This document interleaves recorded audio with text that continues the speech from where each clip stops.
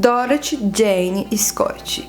Essa é uma história absurda e insana, que deixa a gente com uma pulga atrás da orelha. Muitas perguntas e poucas respostas. Conheça a triste história do desaparecimento da Dorothy Jane Scott.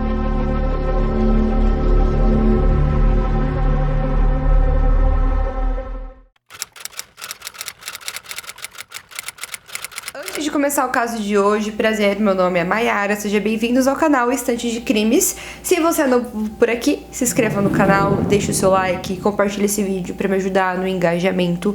O link das nossas redes sociais está aqui na descrição do vídeo. Também temos podcast e playlist dos nossos vídeos de casos. E é isso, espero que vocês gostem do caso de hoje. Dorothy Jane Scott. Ela nasceu no dia 23 de abril de 1948 em Anaheim, na Califórnia. E ela era filha de Jacob e Vera. Ela era uma jovem tranquila, estudiosa, feliz, porém ela era bem tímida e na dela. Quando ela fez 18 anos, por exemplo, lá na Califórnia, nos Estados Unidos, era a época onde as mulheres elas estavam correndo atrás dos seus direitos. Porém a Dorothy ela ficava mais de boa na dela, porque ela não era uma pessoa de ficar se movimentando muito, de ficar indo para tumulto, indo para manifestações. Ela ficava mais tranquila. E nessa mesma época, aquele assassino em série chamado Charles Manson, ele já trabalhava com a sua seita que ele mesmo criou para poder cometer os seus assassinatos. Então, nessa mesma época, o Charles Manson ele também cometia os seus crimes. Em 1976, quando a Dorothy ela tinha 28 anos de idade, ela deu à luz ao Shawn, um lindo menininho de cabelos castanhos. O pai do menino, ele se ausentou totalmente do nascimento e da criação do garotinho. Ele se mudou para o Missouri, a 3.200 quilômetros de distância da Califórnia, e ele simplesmente abandonou a Dorothy e o filho antes mesmo dele nascer. A Dorothy, ela morava sozinha com o seu filho, a 20 minutos de distância da casa dos seus pais. Mesmo ela morando perto da sua família, ela era uma mulher independente o suficiente para criar o seu filho sozinha. Ela era uma pessoa 100% autossuficiente para isso. Ela trabalhava como secretária em 2 lugares.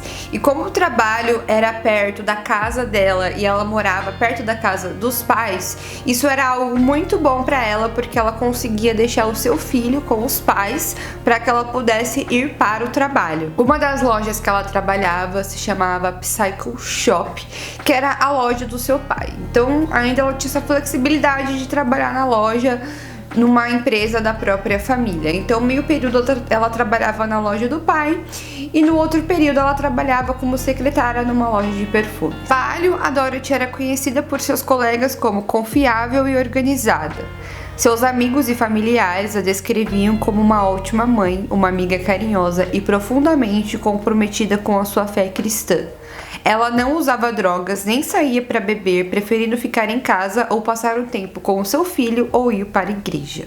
No dia 28 de maio de 1980, Dorothy deixou seu filho Shawn na casa dos seus pais e foi para o trabalho na loja que era da sua família. Aquele dia, às 9 horas da noite, aconteceu uma reunião. Então, antes dela voltar para o trabalho, no momento que ela deixou o filho com os seus pais, ela falou para os seus pais que ela ia chegar um pouquinho mais tarde do que o habitual, porque eles seriam uma reunião às 9 horas da noite.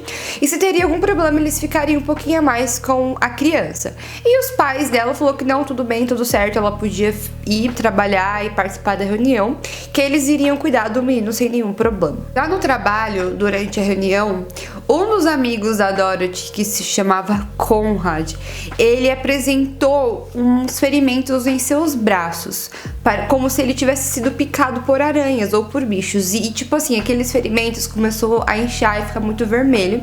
E durante a reunião ele começou a se queixar de dor e falar que ele estava passando mal. Então a Dorothy, quando ela viu aquilo, ela achou melhor que assim que encerrasse a reunião, levassem ele no hospital. A Dorothy e outra colega, que se chamava Pam Reed, saíram em reunião mais cedo para levar o Conrad ao hospital. Como naquela época ainda não existia celulares, já que estamos falando de 1980, a Dorothy decidiu passar na casa dos seus pais para avisar que estava levando o Conrad para o hospital e não sabia exatamente o horário que ela iria voltar para pegar o seu filho, Shawn. E esse é um detalhe muito importante do caso. Ela aproveitou a oportunidade que ela foi na casa dos pais para avisar que ela ia demorar mais ainda para chegar. E ela tava com um lenço preto no pescoço. Ela retirou aquele lenço preto e colocou aquele lenço, ela trocou por um lenço vermelho e foi levar o seu amigo no hospital. O hospital que eles foram foi para UC Irvine Medical Center. A Dorothy e Pen se sentaram na sala de espera enquanto seu amigo Conrad era tratado. Segundo os médicos, aquele inchaço vermelho era fruto de picadas de aranha. E o Conrad ele foi medicado e recebeu uma receita médica, e isso aconteceu por mais ou menos por volta das 11 horas da noite. Enquanto Pan e Conrad eles foram buscar os medicamentos que o médico tinha passado, a Dorothy falou para eles que ia até o estacionamento buscar o carro dela e vir buscar os amigos até a porta do hospital, porque como seu amigo ele tinha acabado de tomar alguns medicamentos, ela achava melhor para ele não ter que andar até o carro, isso iria facilitar super a vida deles. Então eles falaram que tudo bem, que ela podia ir e que eles estariam esperando por ela na porta. Pan e Conrad pegaram os remédios e foram esperar a Dorothy na entrada do hospital. Depois de uns 20 minutos esperando, eles viram o carro de Dorothy, que era uma perua branca, no ano de 1973 da Toyota, vindo em sua direção. Acontece que os faróis estavam altos, quase cegando os dois amigos. E o carro ele vinha em alta velocidade, não demonstrando intenção de frear perto deles. Então o carro acabou passando em alta velocidade por eles. O veículo estava tão rápido que eles nem conseguiram ver quem estava dirigindo. Então, confusos, sem entender nada do que havia acontecido, Pan e Conrad ficaram no hospital por várias horas, esperando para ver se a Dorothy voltava para buscá-los. Acontece que ela nunca apareceu. Eles chegaram a ligar para os pais dela no telefone do hospital, perguntando se ela já tinha voltado para casa para buscar o Shaw, que às vezes ela teria saído correndo por conta do filho. No entanto, seus pais atenderam e falaram que não, que ela ainda não tinha aparecido em casa naquele dia. O que fazer? Os dois amigos eles ligaram para a polícia para relatar o desaparecimento da Dorothy.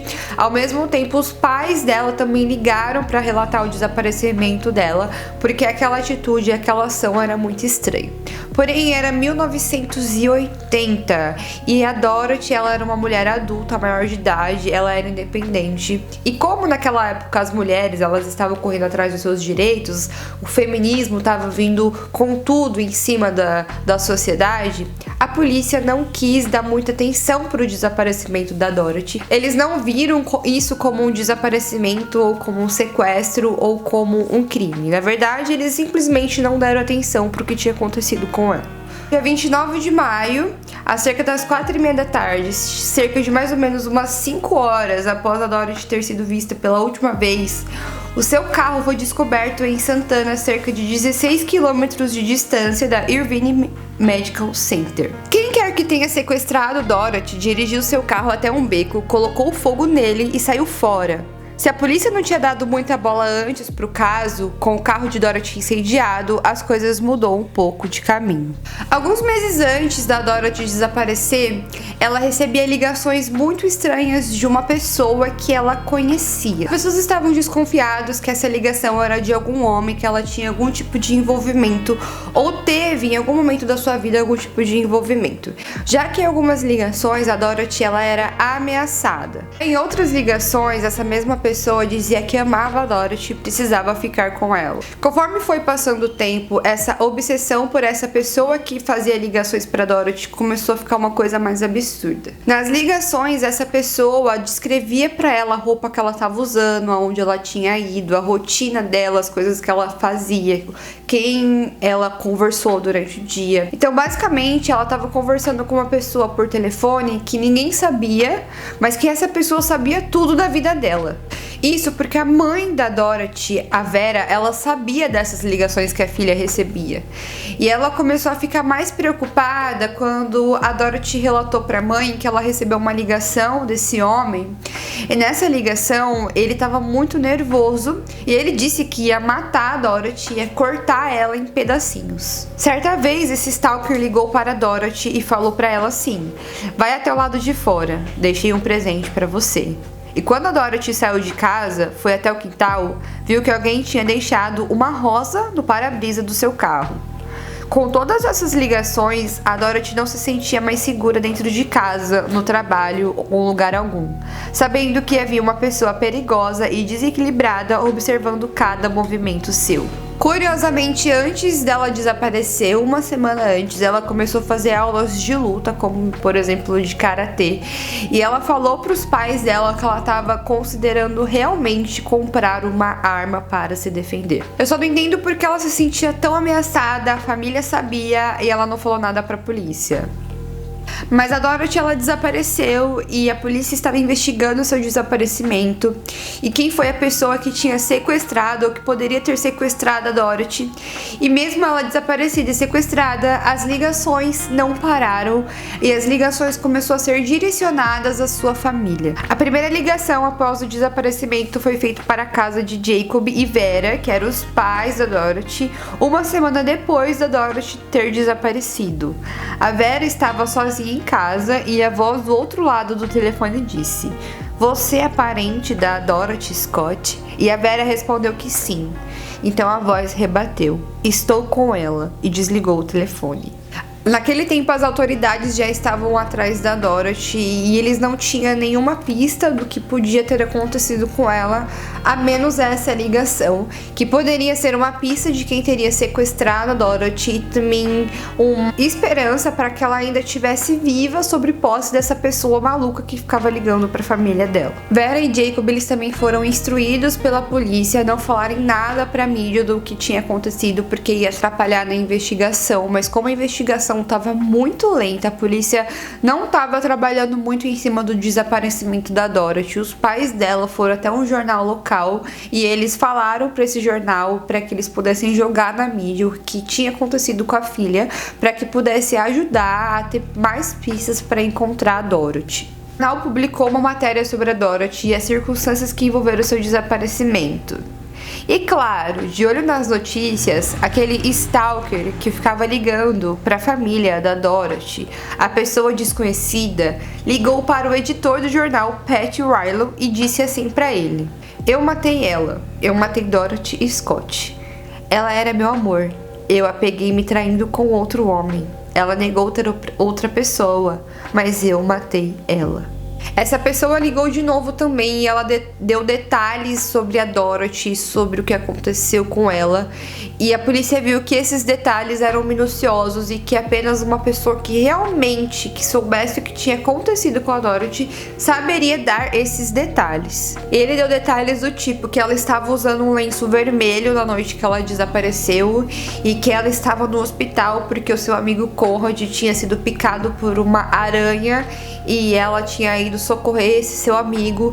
Então são detalhes de uma pessoa que sabia o que ela estava fazendo ou que sequestrou ela, sabia exatamente tudo o que estava acontecendo na vida dela. Eram detalhes assim muito importantes que a polícia realmente viu que quem sabia era quem tinha sequestrado a Dorothy. Mas essa ligação confundiu a família e os amigos da Dorothy, porque eles disseram para as autoridades que eles não sabiam que a Dorothy tinha um namorado, muito menos tempo com seus dois empregos e o seu filho para cuidar. Eles chegaram a alegar que eles achavam que esse sequestrador era uma pessoa que a Dorothy poderia ter conhecido e ter tido um envolvimento rápido, mas como ela tinha uma vida muito agitada com dois empregos e com o filho, ela decidiu não se envolver fisicamente com essa pessoa e essa pessoa claramente não aceitou o fato dela não querer se envolver com ele. E ele poderia estar vivendo numa fantasia ou apaixonado por ela e começou a fazer ameaças, mas eles não acreditavam que talvez essa pessoa poderia ter feito algum mal para a própria filha. O que eu acho isso nada a ver, porque o cara sabia tudo da mulher, até a roupa que ela tava. Então como que ele não tinha feito nada pra Dorothy, né? Tipo, uma coisa absurda. Mas assim, anos se passaram e nada de corpo, de evidência de quem tinha feito aquilo com a garota, absolutamente nada. E assim, as ligações não pararam. Os próximos 4 anos de quando a Dorothy ela ainda estava desaparecida, toda semana, esse stalker ligava para a mãe da Dorothy e falava que a Dorothy estava viva e que a Dorothy estava com ele. E esse stalker, ele também conhecia a rotina da mãe da Dorothy, porque ele só ligava para ela quando ela estava sozinha em casa. Uma vez ele chegou a ligar e quem atendeu foi o pai da Dorothy. Só que as ligações eram muito rápidas. A polícia até tentou fazer o rastreio da ligação, mas a ligação era tão rápida que não levava a lugar nenhum. Então, com o tempo, o caso foi se esfriando até o caso ser totalmente arquivado. No dia 6 de agosto de 1984, 4 anos e 3 meses depois que Dorothy estava desaparecida, no estacionamento do hospital, ossos humanos e ossos de um cachorro foram descobertos do lado de fora, lado a lado, a cerca de 10 metros de Santana Canyon Road, em um canteiro de obras bem remoto. Os ossos de cachorro são um ponto de interrogação, pois não encontraram nenhuma informação sobre a idade dele ou motivo deles estarem ali. Mas os ossos humanos eram de Dorothy Jane Scott. E talvez o cachorro fosse o animal de estimação do assassino de Dorothy, e ele intencionalmente colocou os restos mortais lá quando o cachorro morreu. Pouco depois de uma semana, depois dos legistas fazerem vários exames e também com a arcada dentária, eles confirmaram que aquele corpo era de Dorothy. E também eles acharam o lenço que estava em seu pescoço vermelho junto com os ossos e um anel turquesa que a sua mãe também reconheceu como o anel que Dorothy sempre usava. De fato, a descoberta dos restos mortais deu uma sensação de alívio para a família, porque eles podiam colocar um ponto final no que tinha acontecido com a filha. Lógico que não foi a forma como eles queriam, porque ela estava morta, mas o corpo também estava já só os ossos e foi impossível identificar a causa da morte, mas a família conseguiu fazer um enterro e um memorial digno para Dorothy e colocar um ponto final nessa história do que poderia ter acontecido com a filha deles. Dorothy e sua família nunca tiveram a justiça que merecia. Em 28 de maio de 2021, alguns meses atrás, completou 41 anos do desaparecimento da Dorothy e o seu caso ainda está frio. Ninguém foi preso e muito menos condenado por esse crime. No caso, ele teve alguns suspeitos, como por exemplo o pai do Sean, o filho da Dorothy. O nome dele era Dennis Terry e ele foi investigado, só que ele tinha um álibi porque ele estava trabalhando e ele morava muito longe, ele morava em outro lugar, outro estado, e o álibi dele foi comprovado, então ele não era mais um suspeito de ter feito alguma coisa com ela. Outra pessoa que foi acusada pela polícia, mas aparece em diversas reportagens sobre o caso, é um homem chamado Mike Butler, e esse cara trabalhava como mecânico ao lado da loja onde ela trabalhava, na loja dos seus pais, e onde a sua irmã também trabalhava. Segundo as pessoas da época, muitos deles curiosos que faziam investigações por conta própria, Mike tinha crenças religiosas alternativas. As pessoas não sabem ao certo, mas possivelmente ele estaria envolvido com ocultismo, e ele era bastante esquisito, segundo alguns relatos. Existem evidências sólidas contra esse homem, até porque ele nunca foi considerado suspeito pela polícia, apenas pelos investigadores particulares. Inclusive, ele poderia até ter trocado algumas palavras com a Dorothy enquanto trabalhavam. Isso explicaria ela reconhecer a voz do outro lado do telefone, mas não ligar a voz da pessoa. As pessoas diziam que ela poderia ter conversado com ele, como eles tinham religiões completamente diferentes, ele meio que criou uma obsessão por ela, mas esse suspeito não se tornou um suspeito oficial da polícia, e sim daquelas pessoas que querem bancar os investigadores de casos. Também as pessoas que trabalhavam com a Dorothy, todas as pessoas que viviam com ela no seu meio social foram investigados, e nenhuma suspeita em nada que pudesse levar a uma pessoa que pudesse ter cometido esse crime com a Dorothy. Basicamente, 41 anos se passaram do crime, do que aconteceu. Na verdade, vai fazer 42 anos agora, em maio, e não tem nenhum assassino, não tem nenhuma pista, não teve uma prisão, não teve absolutamente nada, porque esse caso ele é um grande mistério. Naquela noite, onde os amigos da Dorothy viram aquele carro em alta velocidade e quase foram atropelados, quem de fato estava dirigindo aquele carro, o que tinha acontecido com a Dorothy, quem era aquela pessoa por trás das ligações, tudo isso é um grande mistério há mais de 42 anos, exceto pelos restos mortais que encontraram dela. Quem levou ela até aquele lugar e quem fez isso é um grande mistério. E esse foi o caso do desaparecimento misterioso da Dorothy Scott. Deixe aqui pra mim nos comentários o que você achou e a sua teoria. É muito estranho porque a gente não tem muitas informações de quem poderia ter feito isso com ela, porque não tem suspeitos, então é difícil você chegar numa conclusão, mas deixa aqui pra mim nos comentários o que você acha e se você já conhecia esse caso. No caso de hoje, obrigado por assistirem o vídeo. Mais uma vez, lembrando vocês, se vocês são novos por aqui, se inscrevam no canal, deixe o seu like, compartilhe esse vídeo nas suas redes sociais. O link das nossas redes sociais está na descrição do vídeo. Não deixe de assistir a nossa playlist e também escutar o nosso podcast com casos exclusivos. E é isso, um beijo pra vocês e até o próximo vídeo. Tchau!